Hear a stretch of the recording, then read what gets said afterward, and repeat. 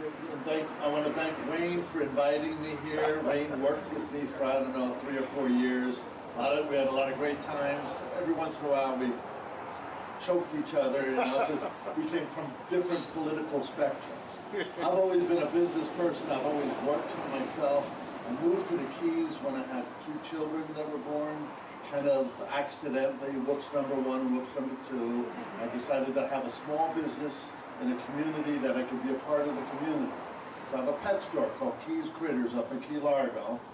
And one day the county came to me with this bill for $30,000 to hook up to a sewer system. I got $30,000. At that time I thought it was more than my kid's college education.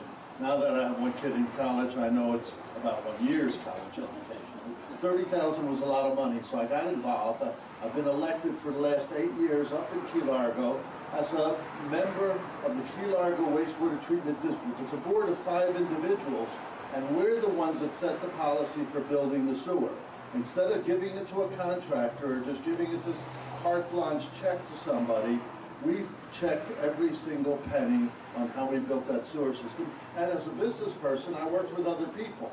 I worked real hard to make sure that instead of Almirada having to build their own separate sewers, we were able to bring their waste up to our plant, saving both Almirada money and sharing the costs of our plant.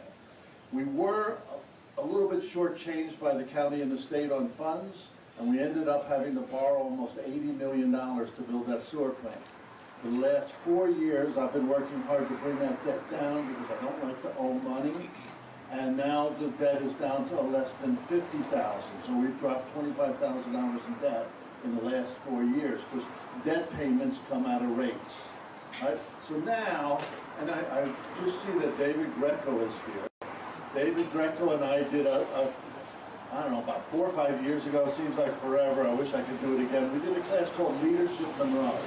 And in Leadership Monroe, if you don't know about it, it's a great program if you can do it.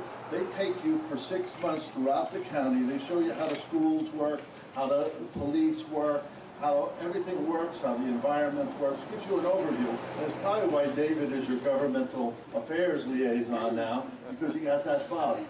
And I kind of got that bug. I've been to Washington several times, and I've been successful going to Washington and bringing back millions of dollars. I think total I brought back only about $7 million that we split between Marathon, Almirada, and Key Largo. Actually, with Marathon, or Almirada getting the bulk of it because they need the most help. Yeah. But we're working together, and that's what I want to try to do with the county. I want to be a business person, looking at how we spend the money. There's projects the county is doing now. They're coming in 2 and 3 times over budget, and they're going, well, I guess we'll just have to do that. And I haven't got a whole handle on how much money the county actually owes. They say they have a balanced budget, but balanced budget is a tricky term. I learned in Tallahassee they have a balanced budget because when they spend $50 million, they borrow that $50 million and they only put on the books what it costs them every year to pay the debt on that $50 million. They don't put that they owe $50 million. They go, oh, well, we owe $2 million because that's what it costs a year for that $50 million debt. So I'm asking for your support. I'm running, I'll be the only one that has a job that'll be on the county commissioners. The rest of them are all pretty much retired. I have a pretty good working relationship with some of them, but they like the status quo. A county commissioner is voted on in the whole Keys. So if I want to be a Key Largo County Commissioner, I have to live in Key Largo, but I have to get the vote from Key West. And Key West is 40% of the vote. So this is the 3rd time I've been down here this week, going for Key West, and it's a hard nut to break into Key West. So if you have any friends, can you ask them? I'm actually the only person running against a county commissioner. All the other county commissioners are unopposed, so they get a free ride. Nobody's running against them, and part of the reason is because you have to run up and down the whole Keys. The last election, my opponent won by, I think, a little over 900 votes, and most of that was lower Keys votes.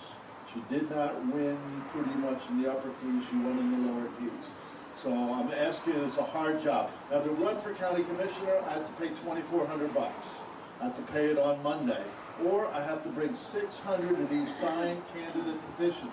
Doesn't mean you're gonna vote for me, it's just if you're a voter, you can sign one of these. I've been going around one by one, instead of giving them to my friends and say, here, fill out 10 of them, or have your friend. I'm trying to meet people and fill these out so you can see a face. So then on August 30th, when it comes to the primary, you've seen what I look like, and you've probably seen what my opponent looks like. And so I ask you if you could please fill out one of these today and think about what you want our county to look for. I just want to, my whole thing is I want to look at our problems from a different perspective. The county today is not the same as it was 20 years ago. So we can't solve our problems the same way. And the more I see what's going on, the more I go, I used to think the county was anti-business because as a small business person, they throw every roadblock in the building department. Oh my God, you want to talk about the 60,000 unclosed permits that every time you go try to close on a house, you have to close these permits out? So I could talk here for hours. Wayne, I'm like Wayne, you know, we could be a twin there. Give Wayne a microphone, give me a microphone, we'll be here for hours. But if you could fill one of these out, think about it, try to look at the candidates. It's August 30th, it's a weird primary because it's not presidential primary. But August 30th is on the primary, and I hope you'll see Robby Majeska on that primary. All right? Thank you. Thank you, Robby. I'll just throw one point out there. I'm not telling you who to vote for by any means. Robby and I differ a lot in politics, especially national politics, but I will share one thing from personal experience. Being around him for a couple of years while I worked on the sewer board, I haven't seen anybody work harder at a board than Robby did for that. He put everything he had into it. He turned over most of the work that he could to me so he could meet his duties and do as much as he could for that board. He went to every meeting prepared and had people coming in all the time for help and to talk to them about their sewer issues. So as far as his work in the government, he did a great job there. So anyway, just a